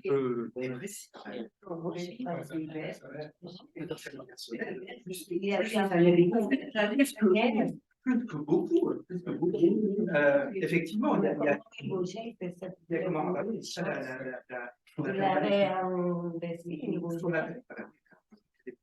ce qu'on appelle maintenant tristement la bipolarité qui chez Guattari se voit de façon très très claire dans sa production. C'est-à-dire une production extrêmement intensive, très forte, très désirante, et puis des moments de vide complet où il passe son temps dans son rapport à un de ses fils qui est quand même voilà, psychiquement très malade. Mais ça, c'est pas forcément mélancolique, justement. Non. Exactement. Voilà. C'est là-dessus que je trouve que tu as une piste, qui est intéressante. C'est que d'une certaine manière, quand je dis qu'il est déprimé, c'est qu'il me semble que peut-être que sa force subjective, qui est exactement sa façon de pratiquer la psychanalyse, me semble-t-il, et qui rejoint peut-être notre travail, c'est qu'il considère ce qu'il est. C'est-à-dire qu'on ne peut pas être dans la position de l'analyse de la même manière lorsque l'on est déprimé, si par exemple on est dépressif, que lorsque l'on ne l'est pas. Et on ne peut pas, parce qu'on est déprimé, ne pas tenir le cadre des séances de son patient qui s'est engagé. Ça veut dire quoi? Ça veut dire qu'il y a une approche sur l'histoire, une approche sur la théorie, une approche sur la pratique qui fait qu'on va quand même ne pas donner quelque chose, rien ne va passer. Bon, voilà, la première savoir que c'est l'écouter. C'est pas comme ça que ça marche. Guattari, il me semble que lui, cette façon de voir les choses, c'est-à-dire de dire moi je suis comme ça, enfin, c'est pas que je ne peux pas le cacher. J'ai l'impression que la différence de beaucoup d'autres, c'est que lui, il l'assume.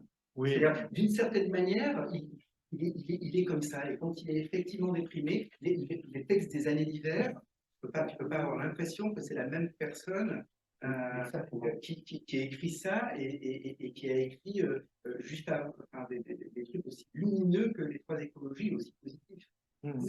Et il y a un texte dans les années d'hiver où il dit, je ne sais plus dans quel c'est, que rien ne sera jamais comme avant.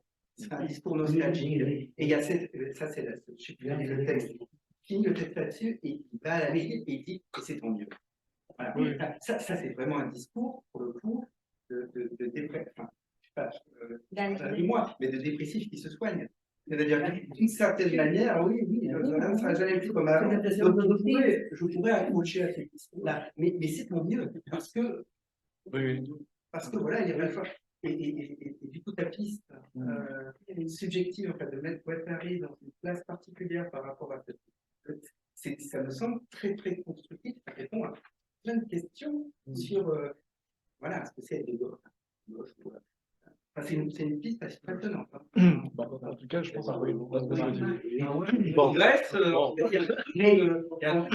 doit faire autre rencontre pour continuer à discuter. Je vais remercier, comme membre de l'école, Valentin et Margot, et puis Brigitte qui et Christian, merci, et tout, et on finit.